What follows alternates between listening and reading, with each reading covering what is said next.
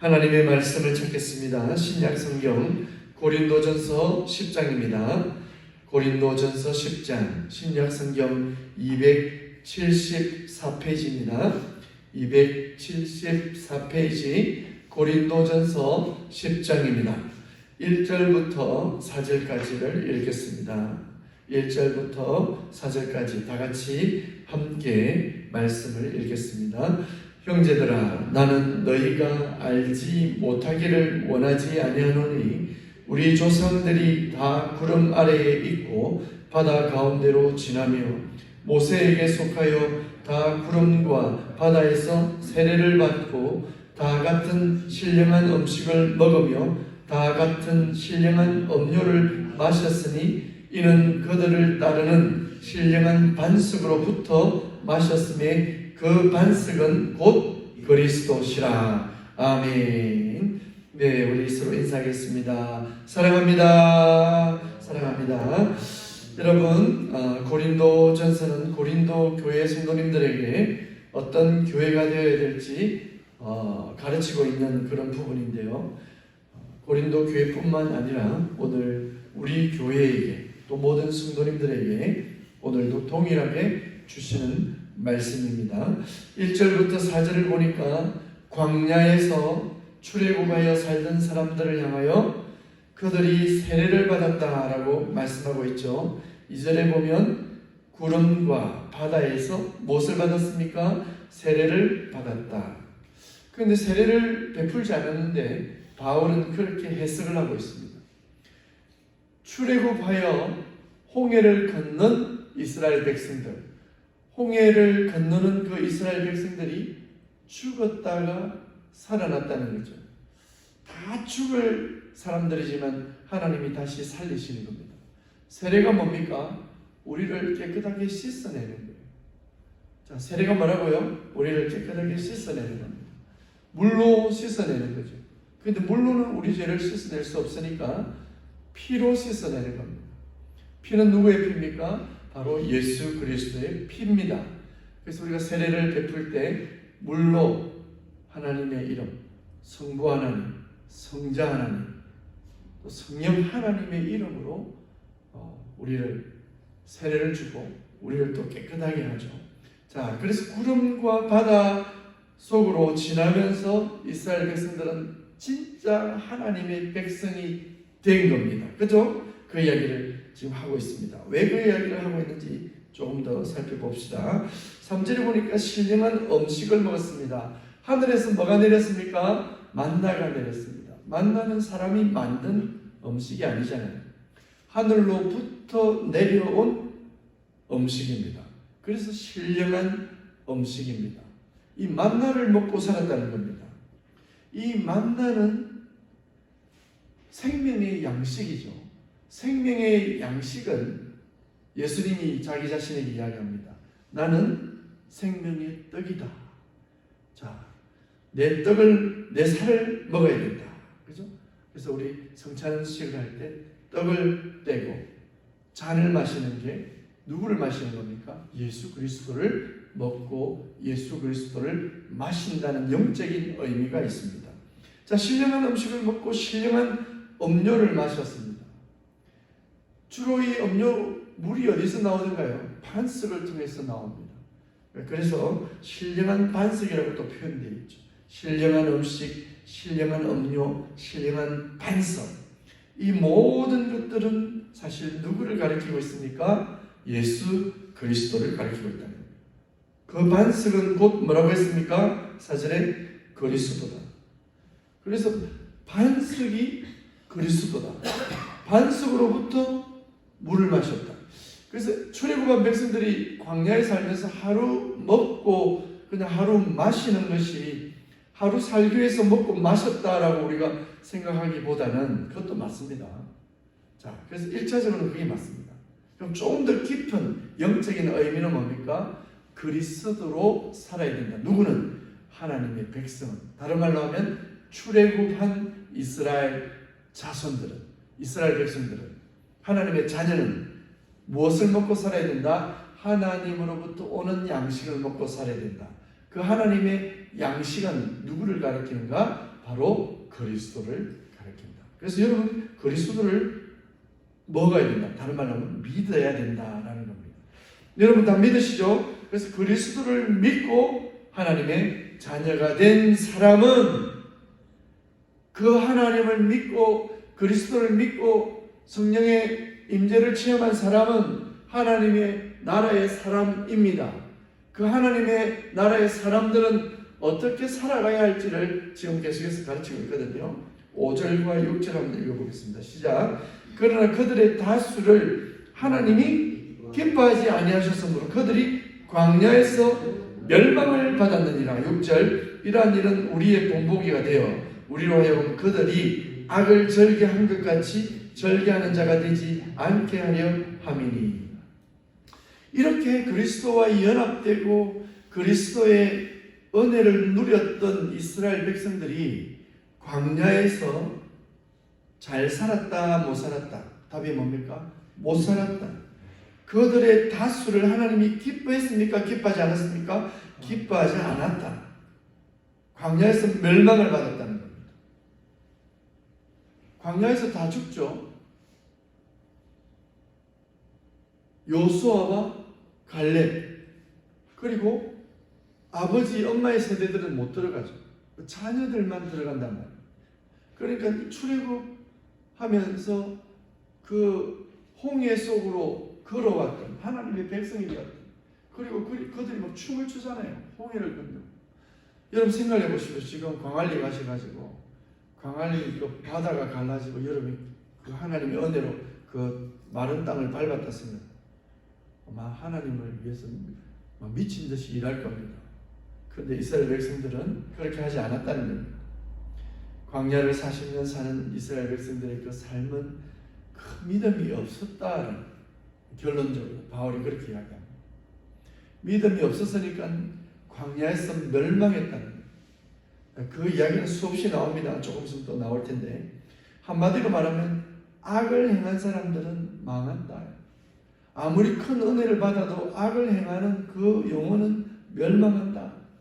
우리가 그리스도를 잘 알고 그리스도가 주시는 만나를 먹고 그리스도가 주시는 그 생명수를 마시고 세례를 받고 정말 하나님의 자녀가 되었는데 그러면 어떻게 살아야 될지 바르게 살아가야 되는데 우리의 삶이 악으로 가득할 때는 멸망한다라는 이야기를 바울은 하고 싶은 거예요.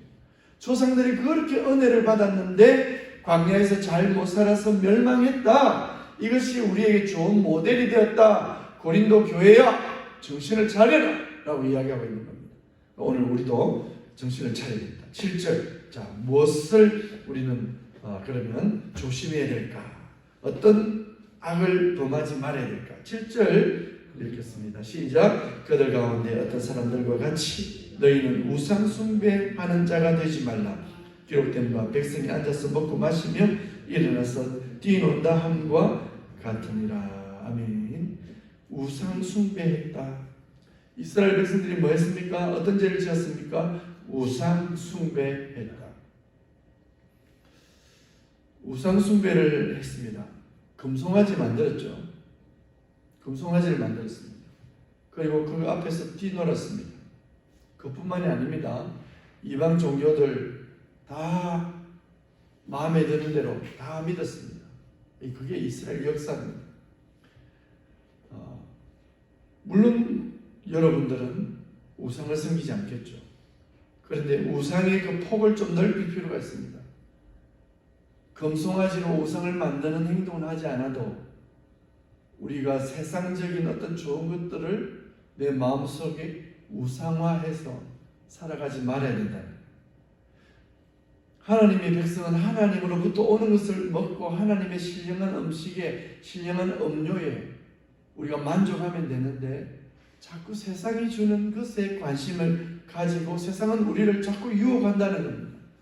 그래서 여러분 우상 숭배하지 않지만 여러분은 우상 숭배하지 않아요. 그런데 여러분 자신을 우상처럼 만들지 말고 여러분 자녀를 우상처럼 만들지 말고 나의 어떤 소유를 나의 어떤 생각을 나의 어떤 사상을 우상화시키지 말고 내가 하고 있는 어떤 내 직업 내가 많은 시간을 보내고 있는 어떤 부분들을 우상화시키지 말고 하나님만 바라보는 그런 믿음을 가져라라고 말씀하고 있습니다. 그래서 출애굽기 32장에 보면 금송아지 사건도 있지만 바울은 그런 것들을 예를 들고 있지만 더 넓게 우리는 돈을 사랑하지 말고 이 세상을 사랑하지 말고 이 세상의 풍조를 사랑하지 말아야 된다라는 겁니다. 8절 시작. 그들 중에 어떤 사람이 음행하다가 하루에 23,000명이 죽었나니 우리는 그들과 같이 음행하지 말자. 두 번째는 음행하지 말아라는 겁니다. 민수기 25장에 보면 바알 부호를 씁니다. 이스라엘 백성들이 바알 부호를 씁니다. 바알과 아세라를 씁니다. 그 당시 우상을 섬긴다라는 것은 우상을 섬기는 과정에서 음행이 함께 동반됐다라는 겁니다. 우상을 섬기는 것은 모든 것이 음행이라는 거예요. 우리가 세상을 사랑하는 것은 하나님이 볼 때는 음행하는 거라는 거예요. 우리는 누구를 사랑해야 됩니까? 하나님만 사랑해야 되는데 세상을 사랑해야 됩니다. 그래서 하나님 안에서 모든 사랑, 하나님이 원하시는 사랑은 문제가 없지만 하나님을 사랑하지 않고 다른 것을 사랑하는 것은 음행이다라는 겁니다. 왜냐하면 우리는 누구의 신부입니까? 하나님의 신부입니다. 우리는 누구랑 결혼합니까? 예수 그리스도랑 결혼합니다. 영적으로 그렇답니다. 그래서 요한계시록에 가면 어린 양 혼인잔치 누구랑 합니까? 예수님과 우리가 어린 양 혼인잔치라는 혼인잔치 웨딩을 한다는 거예요. 웨딩. 그래서 성경은 부부관계로 설명을 시작합니다. 창세기에도 아담과 하와를 부부관계로 딱 이야기를 하면서 시작을 해요.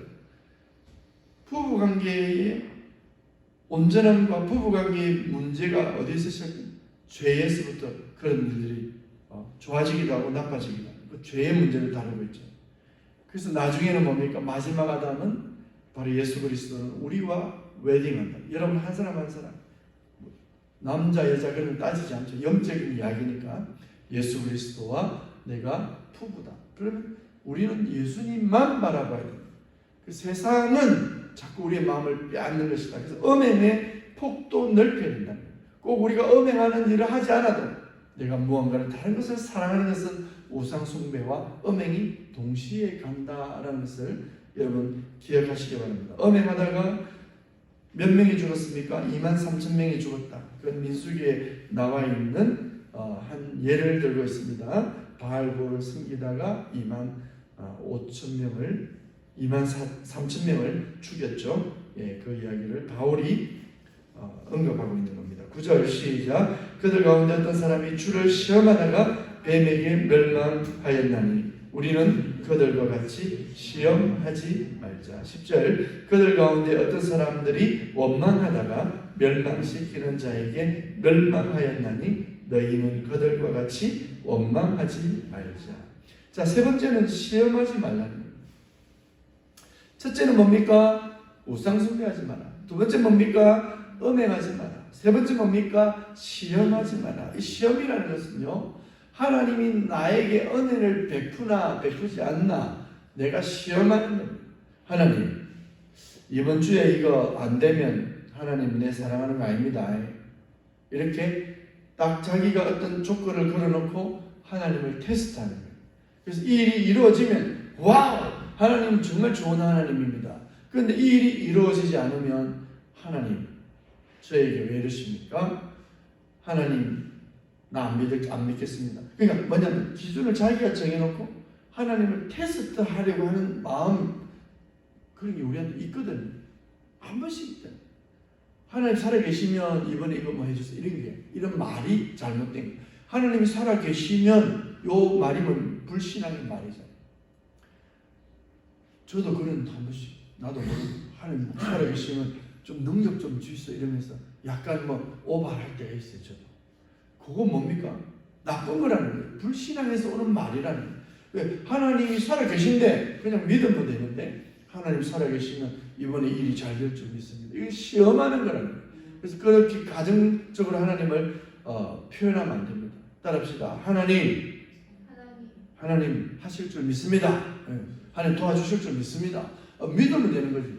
하나님 이번에 해주면 하나님이 정말 살아계시고, 이거는 뭐 불신앙의 마음으로 테스트, 그 이스라엘 백성들이 그런 시기였다. 모두가 하나님을 믿는 것이 아니라 하나님을 시험하는 수준의 사람들이었다. 여호수아와 갈렙은 믿음의 사람이었다. 하나님을 시험하는 사람은 광야에서 다 죽었다는 거예요. 그래서 여러분, 절대 하나님을 시험하는 것 이거 하면 안 돼요. 믿어드리면 됩니다. 하나님 믿습니다. 하나님 믿습니다. 어려운 일이 생기면 하나님 도와주세요. 이 일이 잘 될 줄 믿습니다. 또 그 일이 또 계속 어렵고 환난이 있어도 하나님 괜찮습니다. 하나님 또 기도하고 하나님 도와주실 줄 믿습니다. 하나님, 내가 무엇을 또 깨달을까요? 하나님이 살아계심을 계속 인정하는 태도가 필요합니다. 원망은 거기서 나오잖아요. 안 되니까 원망이 따라옵니다. 시험하다가 안 되니까, 안 되네요. 왜 이러십니까? 어렵잖아요, 하나님. 하고 하나님을 원망하는. 원망하지 말라. 민수기 16장에 보면 아론과 모세를 원망하거든요. 하나님이 세우신 지도자를 원망하는. 하나님이 세우신 지도자를 원망한다는 것은 하나님을 원망하는 거죠. 광야에 있던 이스라엘 백성들이 모세를 없애버리려고 했어요. 아론을 없애버리려고 했어요. 그리고 막 새로운 지도자를 뽑아서 다시 어디로 돌아가자? 애굽으로 돌아가잖아요. 홍해를 건너왔는데 하나님의 백성이 되는 과정을 겪었는데 세례를 받았는데 그들 다시 돌아가자. 애굽에 가면 뭐가 있다? 애굽에 가면 마음대로 먹을 마늘이 있다. 거기 가면 우리가 좋아하는 부추가 있다. 우리가 좋아하는 그런 채소가 있다. 고기가 있다. 문화가 있다. 다시 세상으로 가려가는 자들을 하나님 광야에서 다 죽여버린다는 말입니다. 멸망시켜 버린다는 거죠. 그래서 네 가지 우상숭배, 음해, 동일한 거예요. 주를 시험하는 것, 원망하는 것, 또 동일한 거예요. 이러한 일들을 하지 말라라고 말씀하고 있습니다. 11절, 12절, 13절 이렇게 13절까지 시작. 그들에게 일어난 일은 이런 본보기가 되고 또한 말세를 맞는 우리를 깨우치기 위하여 기록되었느니라. 그런즉 선줄로 생각하는 자는 넘어질까 조심하라. 사람이 감당할 시험 밖에는 너희가 당한 것이 없나니 오직 하나님은 미쁘사 너희가 감당하지 못할 시험 당함을 허락하지 아니하시고 시험 당할지어도 또한 피할 길을 내사 너희로 능히 감당하게 하시느니라. 아멘. 자, 그래서 이러한 사건들을 우리가 다시 한번 구약을 언급하고 바울이 지금 구약 사건들을 다시 언급해서 고린도 교회에게 오늘 우리들에게 우상숭배, 음행하지 마라, 시험하지 마라, 하나님을 원망하지 마라 라고 말하는 것은 깨우치라, 이런 거 하지 말라는 거예요. 그런데 이 세상은 얼마나 우상을 숭배합니까? 오늘 성도라고 하는 사람들도 얼마나 이런 죄악에 빠져 있습니다. 그래서 하지 말라. 자, 여러분, 우리 모두가 이런 일에서 벗어날 필요가 있습니다. 자, 그러니까 앞에 그리스도에게 놀라운 신령한 것들을 받았던 사람들이 다 어떻게 쓰러진 거예요? 멸망당한 거예요. 안타깝잖아요. 우리도 뭐예요? 우리도 구원받았습니다. 구원받은 성도는 그러니까 삶으로 그 증거가 드러나야 되는 거예요. 이 말은 뭐냐면 우리가 이렇게 살아서 구원받는 게 아니고 구원받은 사람의 증거는 믿음이다라는 겁니다. 야고보서가 설명하고 있잖아요. 그래서 그러한 증거가 없는 성도는 가짜 믿음을 가지고 있다, 믿지 않는 거다. 믿음이 있는 자들은 이렇게 살아야 된다. 기억하십시오. 자, 그래서 꼭 기억하시기 바랍니다. 14절부터 22절까지 쭉 읽겠습니다. 14절부터 22절 시작. 그런즉 내 사랑하는 자들아, 우상 숭배하는 일을 피하라. 나는 지혜 있는 자들에게 말함과 같이 하노니 너희가 내가 이르는 말을 스스로 판단하라. 우리가 축복하는 바 축복의 차는 그리스도의 피에 참여함이 아니며 우리가 떼는 떡은 그리스도의 몸에 참여함이 아니냐. 떡이 하나요 많은 우리가 한 몸이니 이는 우리가 다 한 떡에 참여함이라. 육신을 따라난 이스라엘을 보라. 죄물을 먹는 자들이 제단에 참여한 자들이 아니냐. 그래서 내가 무엇을 말하느냐. 우상의 제물은 무엇이며 우상은 무엇이냐? 무릇 이방인이 제사하는 것은 귀신에게 하는 것이요 하나님께 제사하는 것이 아니니 나는 너희가 귀신과 교제하는 자가 되기를 원하지 아니하노라. 너희가 주의 잔과 귀신의 잔을 겸하여 마시지 못하고 주의 식탁과 귀신의 식탁에 겸하여 참여하지 못하리라. 그러면 우리가 주를 노여워하시게 하겠느냐? 우리가 주보다 강한 자냐? 아멘. 우리는 한 몸입니다. 한 몸. 따라하겠습니다. 우리는 한 몸입니다. 우리는 한 몸입니다. 우리는 one body예요. 성도들은 한 몸입니다. 예문교회만 한 몸이 아니고 모든 성도님들은 한 몸입니다. 머리는 누굽니까? 예수 그리스도. 하나님이 정말 세우시고 하나님이 기뻐하시는 그 교회는 한 몸이다라는 생각을 가져야 됩니다. 그래서 우리 한 몸인 우리가 한 떡을 먹어야 된단 말이에요. 그 떡은 누구의 떡입니까? 예수 그리스도께서 주신 떡. 다른 말로 하면 예수 그리스도를 먹어야 된다는 말이에요. 근데 귀신의 떡을 먹으면 안 된다는 거예요. 귀신의 떡은 뭡니까? 우상을 섬기는 것이라는 거죠. 그래서 성도님 한 분이 우상을 섬기는 것이 우리 전체에게는 안 좋다 이거예요. 우리 한 몸이니까. 우리 자기 자신 몸을 좀 생각해 보십시오. 다 건강해야지. 그죠? 다 건강해야지. 반만 건강하면 안 되잖아요. 다 건강해야지. 손가락이 다 건강해야지. 하나가 점점 썩어들어가면 안 되잖아요. 다 내가 썩는 겁니다. 손가락, 새끼손가락이라도 이게 썩는 것은 내가 썩는 거예요. 우리 몸이 썩는 겁니다. 하나님이 주시는 떡을 먹어야 돼요. 하나님이 주시는 양식을 먹어야 돼요. 신령한 음료를 마셔야 됩니다. 예수 그리스도를 마시고 예수 그리스도를 먹고 그리스도를 따르고 하나님의 말씀에 순종해야 되는데 여기 보세요. 귀신과 교제하는 자가 되기를 원하지 않는. 귀신과 교제하면 안 된다는 겁니다. 누가요? 성도님이 한 명이라고. 왜? 우리는 한 몸이니까. 모두가 하나님과 교제해야 된다. 하나님이 주시는 영적인 떡을 먹어야 된다. 하나님이 주시는 것으로 배불려야 된다. 세상이 주는 것으로 먹는 건 뭐예요? 우리 몸이 썩는 거다. 그런 마음을 가지고 고린도 교회야 정신 차려라. 우상 생기면 다 죽는다. 라고 이야기하는 겁니다. 자, 우리가 그래서 심각하게 생각해야 돼요. 나만 신앙생활을 잘하면 되지가 아니에요. 여러분 가정에 한 명 한 명을 챙겨야 돼요. 누가 우상의 재물을 먹는지, 우상의 재물, 제사 지내는 음식 먹는 거 이 정도 생각하면 안 돼요.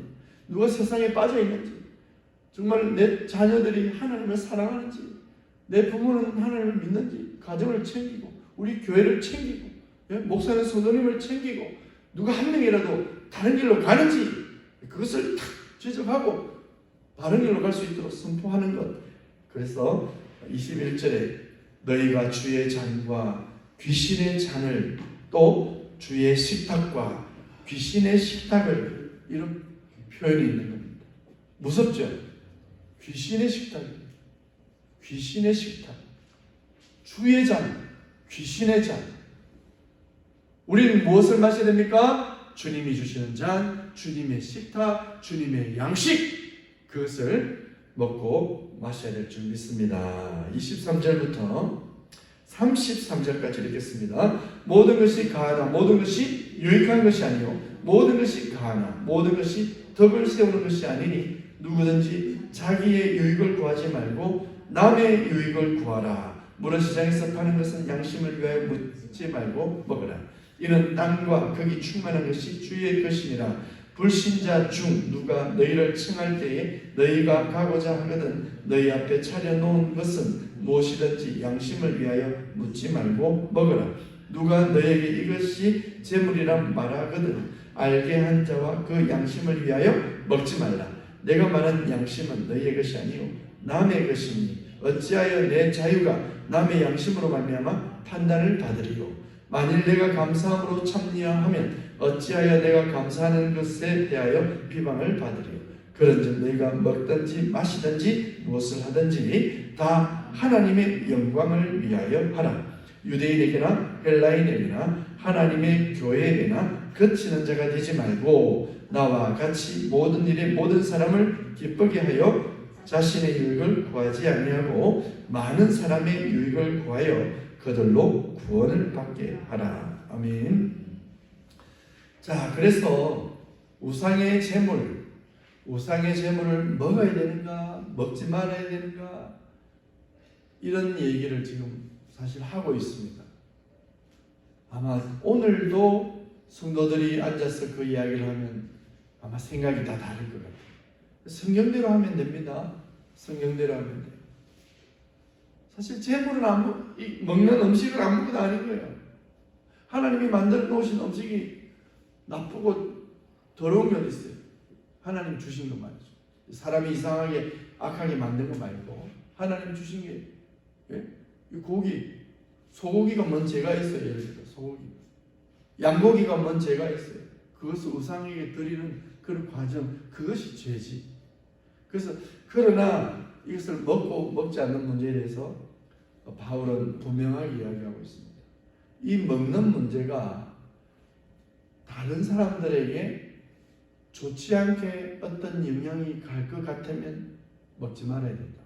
자, 이 말은 뭐냐면 형제를 위해서는 먹는 것을 절제해야 된다. 형제가 오해할 일은 하지 말아야 된다. 꼭 먹는 일뿐만 아니라 형제에게 덕이 되지 않는 일을 하지 마라. 따라합시다. 이웃에게 덕이 되지 않는 일을 하지 말자. 내 행동이 이웃에게 해가 되면 하지 말아야 돼. 우리가 그리스도인이라고 하면서 그리스도인으로서 어떤 행동을 하는데 옆에 있는 사람이 그리스도인이 이렇게 하네? 이런 행동을 하지 말라는 겁니다. 예를 들어 담배를 피운다. 어떤 사람은 담배가 성경에 어디 있나? 성경에 없어요. 담배가 어디 있습니까? 성경 찾아보세요. 담배가 있는지. 그런데 이 담배의 문제를 막고 옳고 그런 걸 따지기 전에 그 담배를 피우는 것을 누가 보고 성도가 뭐 담배를 피우고 마음이 불편하면 안 할 수 있는, 그죠? 그런 게 필요하다는 거예요.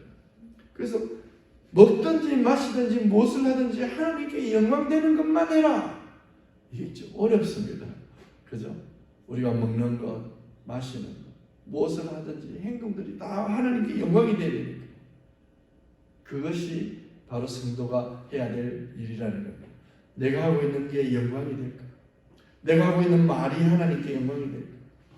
저도 설교를 하면서 반성되는 게 많아요. 그죠? 우리가 모르는 사람도 만나잖아요. 운전하다가 모르는 사람 만나잖아요. 예? 운전하다가 모르는 사람 만나. 하나님은 알고 있잖아요. 근데 우리의 말이 뭐예요? 운전하다가 막 거칠게. 근데 옛날에 그 주유소까지 따라갈 때, 주유소 아니라 휴게소, 고속도로 휴게소까지 따라가. 그래가지고 막 그 식당까지 따라가. 그런데 오래전에, 요즘은 납니다. 성질이 살아있어요. 뭐 지금도 내가 성질이 없다 이런 말 하면 뭐 그렇고 우리 부족한 게 우리 그때 막 따라간 거 막 따라가. 진정 휴게소가 따라가고 이거 어디 갔나 이래 찾아. 식당에 따라가고 똑바로 해라. 밥 먹다가 놀래고 그 막 내 마음은 막 이 속옷 있으면 막 참 빵으로 다 내고 싶어. 그게 뭐냐면 뭐 나쁜 분. 근데 내가 잘했건 잘못을 떠나가지고 성도가 그 하나님께 영광이 안 되잖아요. 그런 마음이. 내가 잘했다 하더라도, 그죠? 운전하다 보면 그럴 수 있지. 이해해줘. 그게 하나님께 영광이 안 되잖아요. 내가 송곳을 뚫고 봤자, 그거 안 들켜봤자, 안 들키고 뭐 하나님이 은혜를 베풀어서 안 들키게 할 거예요. 그렇게 하면 안 되지. 네, 그런 게 많아요. 여전히 오늘 우리에게 많습니다. 대화할 때도 그렇고, 인간관계 할 때도 그렇고, 막 잘못하게 되면 내 감정 다 드러나고, 다 상처 주기도 하고. 근데 하나님의 영광을 위해서 해라. 이웃을 더 생각하면서 해라. 오늘 그거 기억하셔야 돼요. 31절이 중요하네요. 너희가 먹든지 마시든지 무엇을 하든지, 그죠? 먹고 마시는 것을 뛰어넘어서 어떤 행동까지 누구를 위해서 해라? 하나님의 영광을 위해서 해라. 그러면 그 수준이 이제 행동의 수준이 나오고 먹는 거 마시는 모든 과정의 수준이 나오겠죠. 자, 33절 보니까 결론과 같이 이런 말씀을 하고 있습니다. 바울을 닮아라. 바울 자신이 자기 자신을 자랑하려고 한 것은 아니고 나와 같이 모든 일에 모든 사람을 어떻게 합니까? 기쁘게 하여. 그래서 여러분 때문에 남이 기뻐해야 돼요. 내 때문에 남이 어떻게 되어야 된다고요? 기뻐해야 되는 거예요. 나 때문에 슬프면 안 돼. 나 때문에 괴로워하면 안 된단 말입니다. 자신의 유익을 구하지 아니하고 여러분의 이익을 구하지 마세요. 내 유익을 구하지 말고 타인의 유익을 구하는 거예요. 남의 유익을 구하는 겁니다. 따라합시다. 남의 유익을 구하자. 남의 유익을 구하는 거예요. 내 좋을 대로 하면 얼마든지 좋을 대로 남의 유익을 구하고 그래서 그들로 구원을 받게 하자. 이것이 바로 오늘 고린도전서 10장 전체 내용의 결론과도 같은 겁니다. 우리는 그리스도인과 연합되었습니다. 우리는 여전히 지금 광야를 살아가고 있어요. 출애굽 성도들처럼 우리는 이 광야를 살아가고 있습니다. 어디를 향해서? 가나안, 하나님 나라, 천국. 물론 지금도 하나님 나라지만 더 온전한 완전한 하나님 나라를 향해서 가고 있는 중입니다.